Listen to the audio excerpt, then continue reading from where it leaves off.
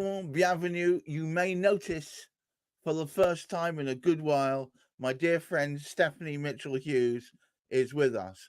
And the title of today's podcast is interesting and should point out part of the reason why. This podcast, formerly known as Resilience 2.0, charted Stephanie's rise inexorably like a phoenix from the ashes to various elements of hard places.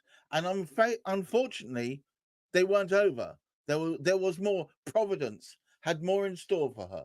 And she will tell you more about that in a second, because the second part of the titling of today's podcast is Where Has Stephanie Been? Stephanie, where have you been? Whoa, Gareth. So I'm glad to be back. It's great to see you. I have been saying, I guess the only way I can just say it is I'll just start and just tell people. So at the end of March, March the 26th, my brother, my only sibling, unexpectedly died at the age of 56. And he will be 50. He would have turned 57 on the 20th, meaning tomorrow. Right. And so he lived my brother's name is Mark Mitchell. He and his family lived in Cincinnati. And there's so many different ways and levels to look at this and lenses to see this through.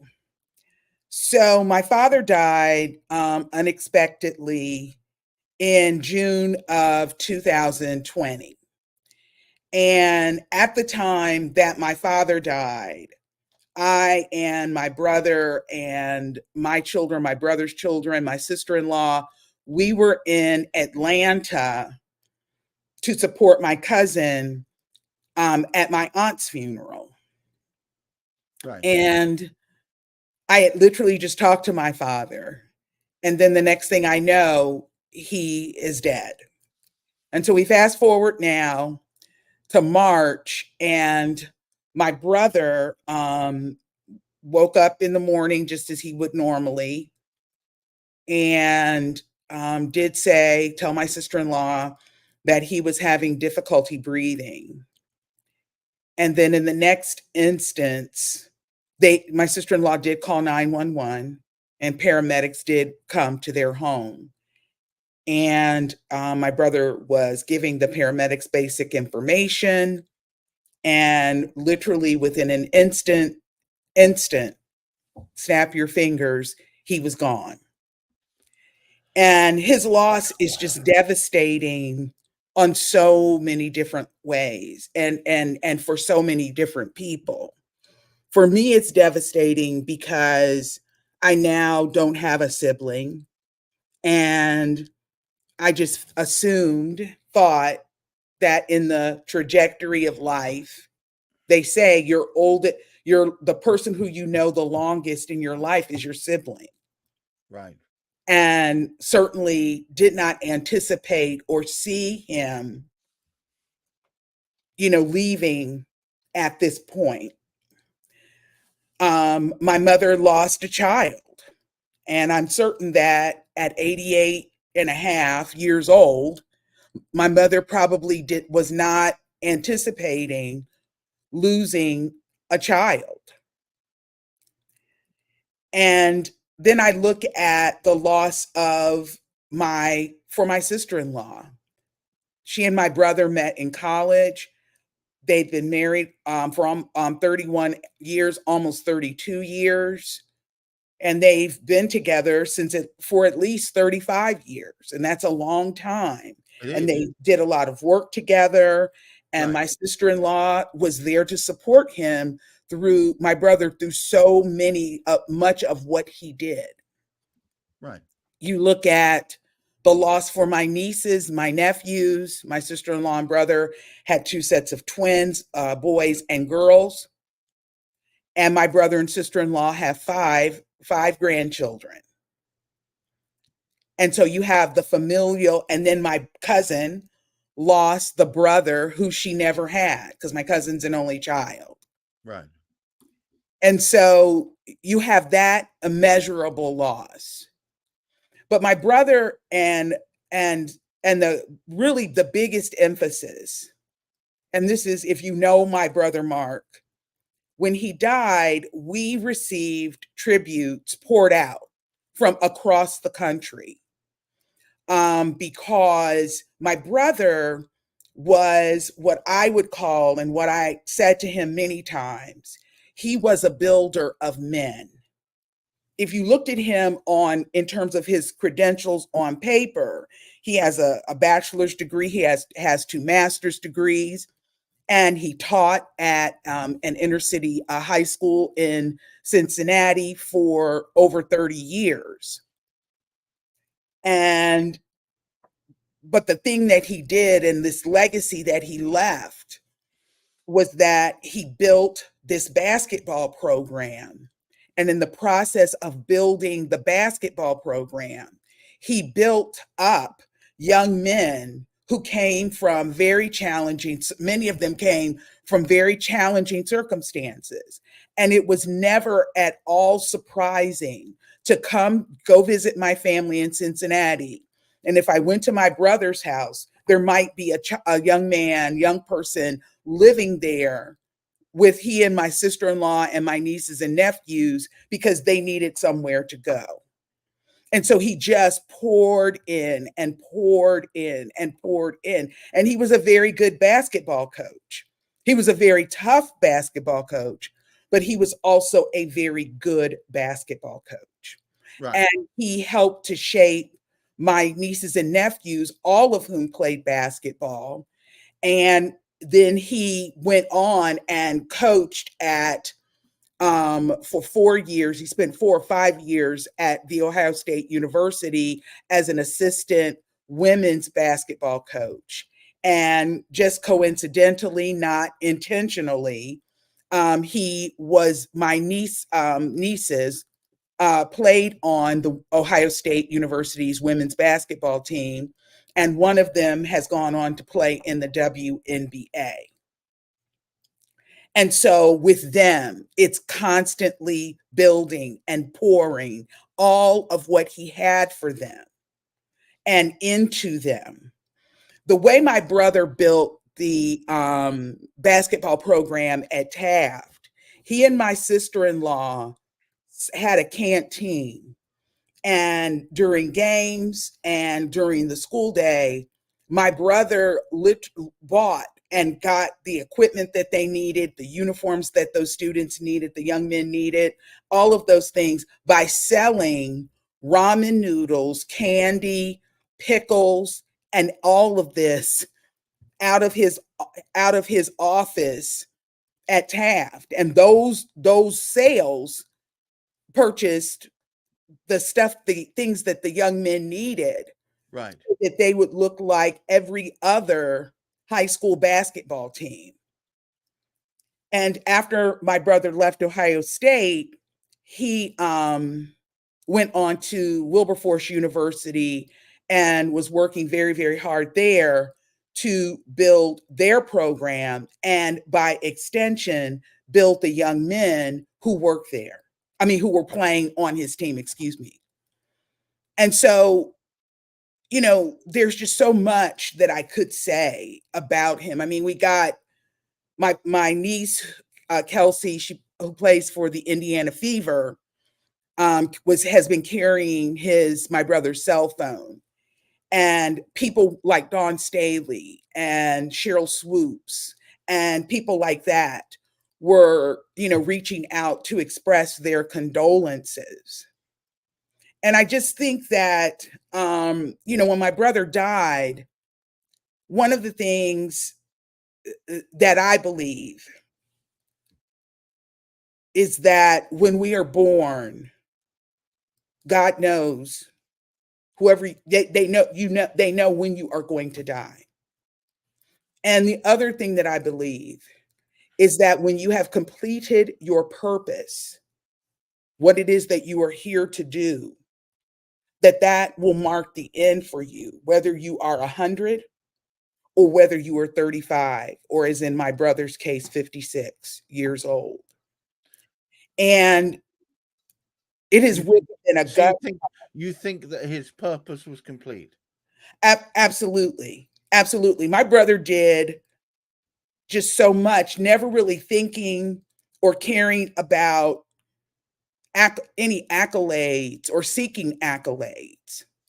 He believed in young people, and he told young men and young Black men that he loved them as a father figure. He was a father figure, not just to the young men who he coached, but the young men who eventually just were integrated into the fabric of our family, of his immediate family, and then his extended family. So there's certain things that my brother was known for outside of coaching and sports and all of that. So, and I guess the other thing I'll say about this whole sporting piece is that when you come to the gym to work, you leave whatever it is that you're carrying at the door. Because my brother's mantra was, okay, he listened to whatever the issue was, but his thing was shut up and work. Shut up and work. But the other thing that my brother is known for, and this is within family, is he was known as the pit master because he was a very, very good at grilling and barbecuing and smoking meats. And my sister-in-law is from a very large family in Memphis, Tennessee. And when my brother and sister-in-law would go down to visit my sister-in-law's family, he also learned how to make and prepare some things there. And so people called him the pit master. And one of the things that we don't talk about, and most people don't know, is that before my brother became the pit master, he very nearly set our parents' house on fire, trying to learn how to cook and to barbecue. And I know that because our parents were not at home. It was summertime. My brother and his friends were out on the side of the house. I gotcha. And I smelled charcoal, lighter fluid. I mean, just like inside the house, and came running out to see a blazing high flame. Right. But I digress. But the other thing my brother was known for was also, first, he was DJ Marky D when he was younger and in college. And then as he became older, one of the things you could find my brother recording, and he was known as DJ Coach Mitch. So he might DJ at tailgate parties for his alma mater, Eastern Kentucky University, or he may DJ at tailgate for the Cincinnati Bengals. Or you might find him recording and DJing on Facebook Live. But and he became a very proficient and sought out DJ as a teenager when my mother bought him the scratch. You know how when rap music was really coming out in vogue and they were scratching and doing all of this other stuff. And so my mother brought my brother his first turntable set. And what is not commonly known was that he and his friends would make up raps downstairs in the basement of our parents' house. Right. I was there to witness much of it. And it's unfortunate that I do not have, we don't have recordings or social media. That was my next question. Uh-huh. That was my next question. Okay. But so he was proficient, and this gave him a lot of joy and pleasure. Right? Exactly. exactly. And we've gone through that process, the notification, Right. which was when I woke up that Tuesday morning to 17 missed telephone calls. And I said I knew something was wrong, of course. And so that first day, I literally just sat in one space that first day.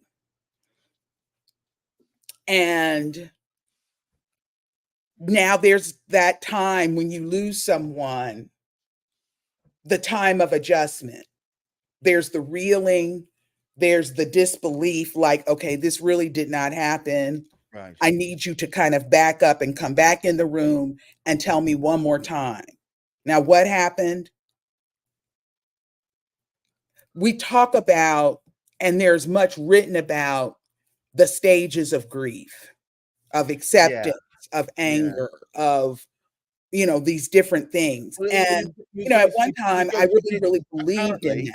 apparently you go through emotional uh befuddlement or Well, there's a series of them. then you get disbelief, and then you get Hmm.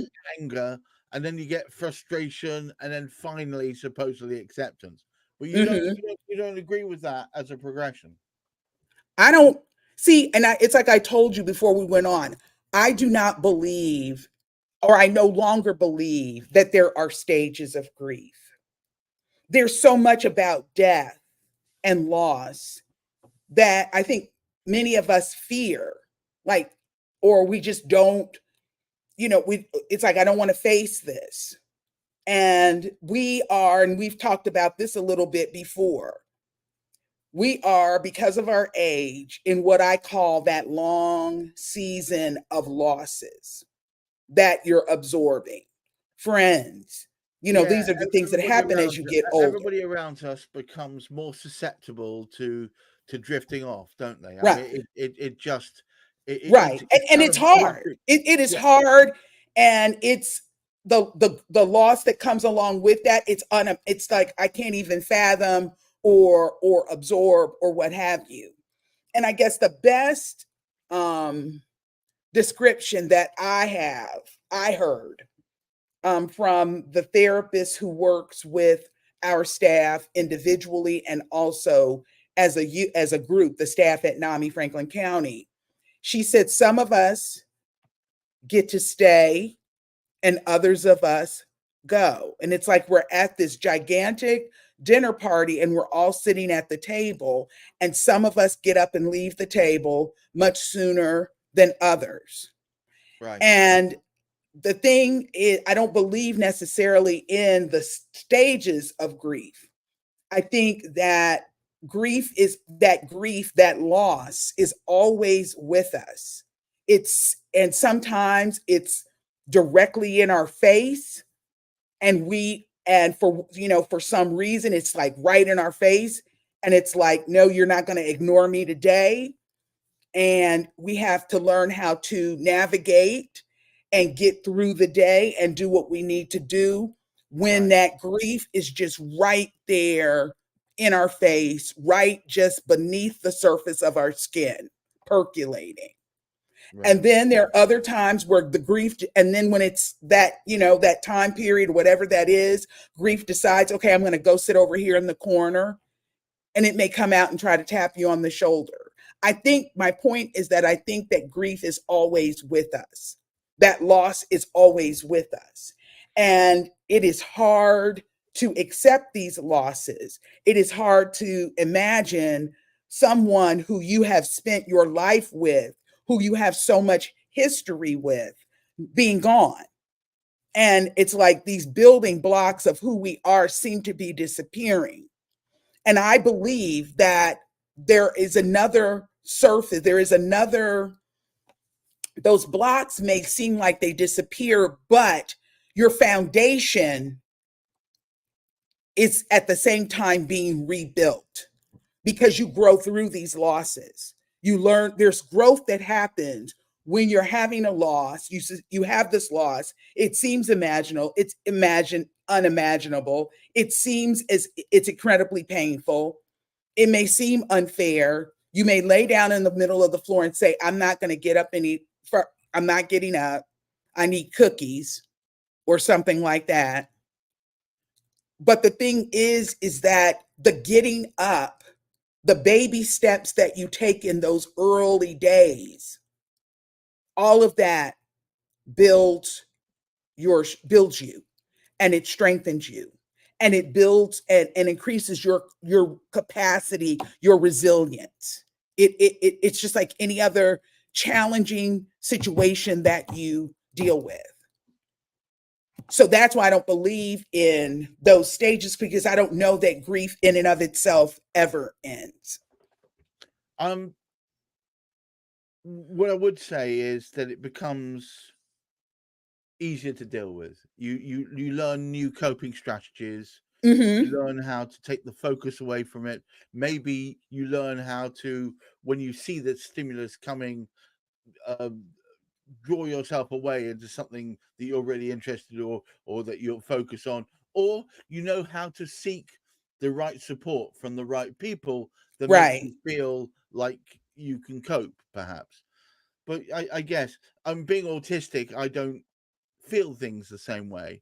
So Mm-hmm. to me, it's something. It almost feels like it happened to somebody else, and I'm viewing it through the other. You know, like if you have a binoculars the wrong way round, and if you look down there, and it seems like a really far away, and not Mm-hmm. really. That's how it feels to me. So when my father died, I was literally holding him. I had they we didn't have the right lifting equipment because he couldn't move. So I had literally lifted him up in my arms so that they could make the bed for him, change it for him. And when I put him down again, he had gone. Wow. When In a my blink. mother, when in a blink, literally, one moment he was breathing, next moment he wasn't. He'd been smiling at me and nodding. I said, "I'm going to lift you up now, Dad." I lifted him up. All those years as a power lifter came into good use. I lifted him up. And by this stage, he only weighed 9 stone, or Mm-hmm. uh, not very much at all. And then I put him down. He was gone.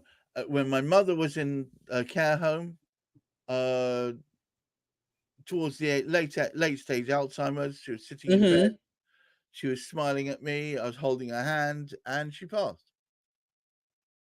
I've had no effect from any of this. The person who I've considered to be the closest person I've ever had to me on this planet was my mother-in-law, my wife's mother, and I went to see her, went into the next room. She was in and out of consciousness. They were on a very high morphine dose. Mm-hmm. I was in the next room, and within a few minutes, she'd passed. Um, I don't feel that way. However, I do perceive the reactions that people get. And I Mm-hmm. understand that there are times when people need support because it just feels too big to deal with, too enormous, too ground shaking, too Mm-hmm. unexpected. But people say, oh, it was so unexpected. I'm not sure it's any better, even if it is expected. It's still one moment they're there, the next moment they're not. Right. One moment they're wanting breakfast, the next moment they're wanting nothing. It is a sea change. I think we should carry this over to another one. I would like to do Mm-hmm. another one, perhaps towards more the beginning of next week, where we carry on discussing this Yeah, and getting I think that I agree with that, because we are so afraid of death and grief and all of the emotion. Most of us don't do emotion. We don't do any emotion that extends beyond yelling, screaming, and jumping up and down about a sporting event or some other type event, or laughing. It seems like that's what we can handle.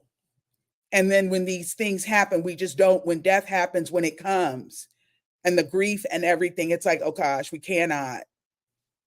And it's just a part of life. So we can talk about it. We can keep talking about this. All right. Well, I'm gonna say to everyone, I wish everyone to have a safe and wonderful weekend. And dare I say it, appreciate the ones around you that you love. Tell your friends you love them. Try to forget about all these things about not saying the L word. You can do it. I promise you. If you love a person, tell them. Exactly. And on that note, I wish all of you happiness, health, wealth, and of course, really, really strong mental support. Bye-bye, and I wish you all very well. Thank you so much, Stephanie.